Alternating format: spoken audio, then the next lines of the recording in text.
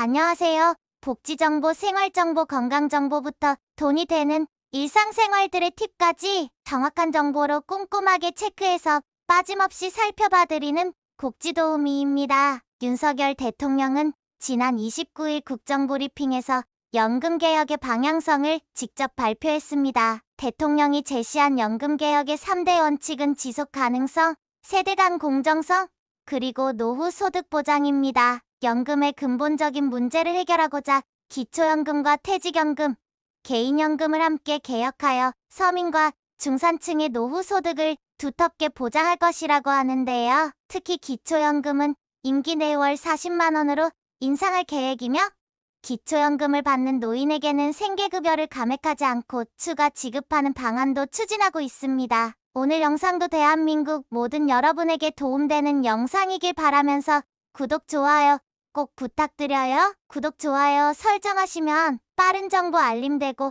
행복한 일만 가득하실 거예요. 이번 주 정부의 연금개혁안이 드디어 발표됐습니다. 보건복지부는 9월 4일 기금 소진 시점을 30년 연장하는 것을 목표로 하는 개혁안을 공개했는데요. 이 개혁안은 재정 안정을 우선시하며 모수 조정 외에도 자동 안정화 장치 도입과 보험료 인상 속도 차등화 등의 내용을 포함하고 있습니다. 연금 문제는 우리 사회에서 매우 중요한 이슈로 여야 간의 갈등이 계속되고 있습니다. 21대 국회의 마지막 순간 소득 대체율 인상과 기초연금 등 다양한 연금 구조개혁에 대한 합의가 이루어지지 않았습니다. 정부는 그동안 소극적인 태도를 보여왔지만 22대 국회 출범 이후에는 적극적으로 개혁안을 마련하기로 방향을 전환했습니다. 윤석열 대통령은 지난 29일 국정브리핑에서 연금개혁의 방향성을 직접 발표했습니다. 대통령이 제시한 연금개혁의 3대 원칙은 지속가능성,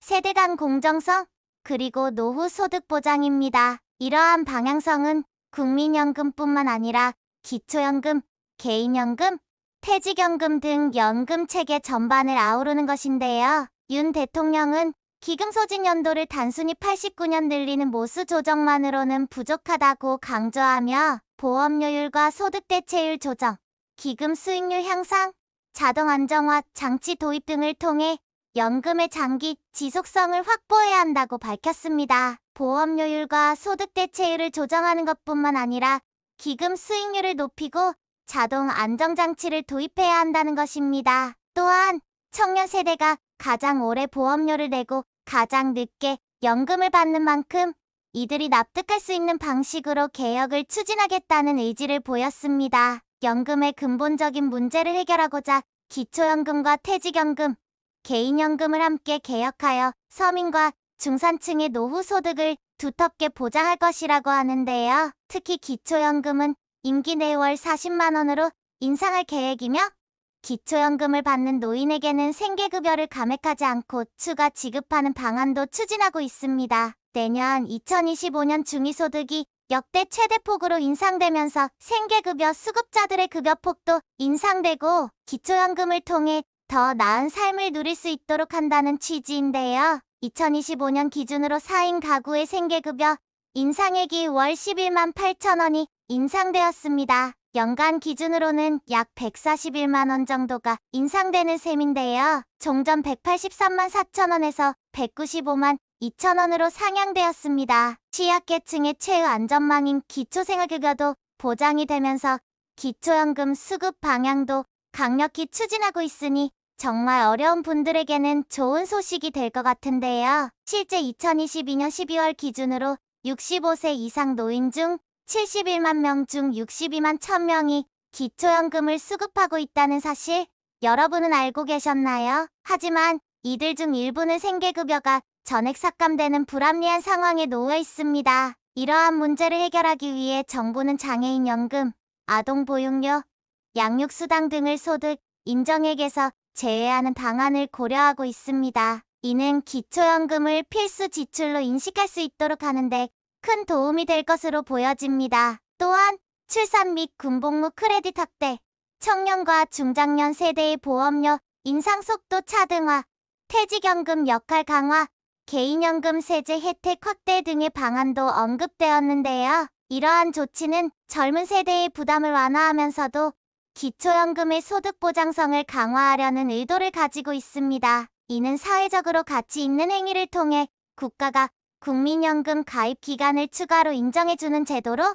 보다 많은 국민이 연금 혜택을 받을 수 있도록 한다고 밝혔습니다.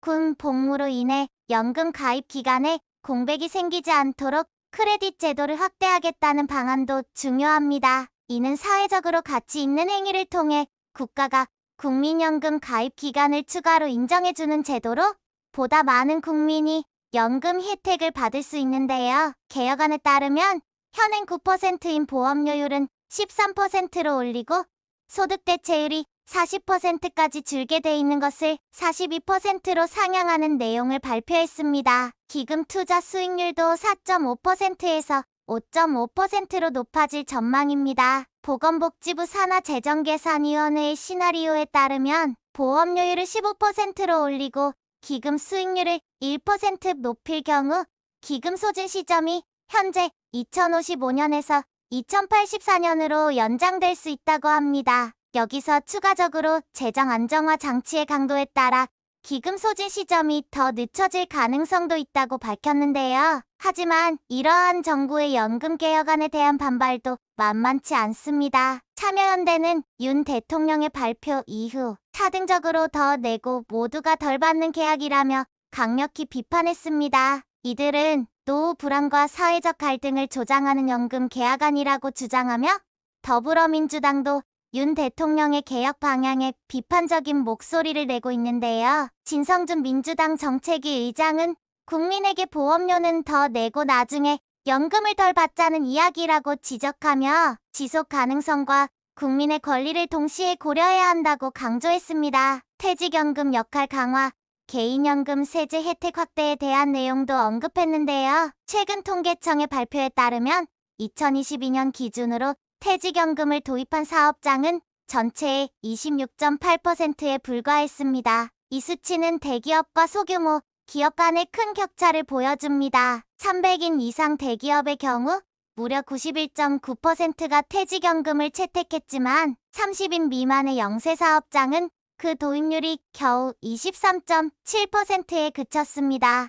이는 우리 사회의 경제적 불균형을 더욱 부각시키는 수치인데요. 규모가 큰 사업장부터 퇴직연금 도입 의무화를 추진하고 영세 사업장이 중소기업 퇴직연금 기금에 가입할 경우 인센티브를 제공한다고 합니다. 현재는 2012년 이후 설립된 회사만이 의무 도입 대상이며 그 이전에 설립된 회사들은 퇴직금과 퇴직연금 중 하나를 선택할 수 있습니다. 하지만 소규모 회사들은 적립금 납부에 대한 부담 때문에 도입을 망설이는 상황이죠. 이런 맥락에서 근로복지공단은 30인 이하 중소기업을 대상으로 운영 중인 퇴직연금 기금 푸른씨앗의 가입 대상 규모를 확대할 계획이라고 합니다. 푸른씨앗은 사업주와 근로자가 납입한 부담금으로 공동 기금을 조성하여 퇴직급여를 지급하는 제도입니다. 이렇게 되면 소규모 사업장에서도 퇴직연금을 보다 쉽게 도입할 수 있는 환경이 조성될 것으로 기대됩니다. 정창률 단국대 사회복지학과 교수는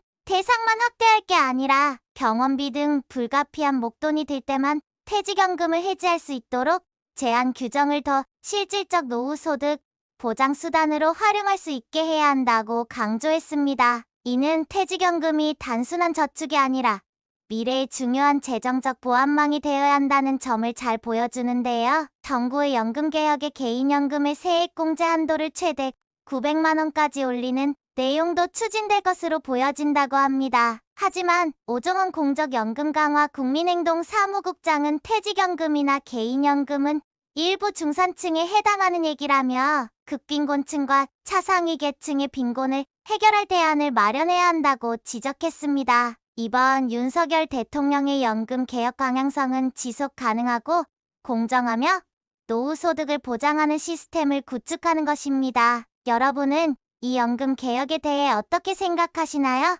댓글로 여러분의 의견을 남겨주세요. 앞으로도 계속해서 중요한 이슈에 대해 논의해 보도록 하겠습니다. 오늘도 좋은 정보가 되셨다면 힘이 되는 구독과 좋아요 꼭 부탁드리고요. 유익한 영상이었다면 소중한 분들께 공유 부탁드립니다.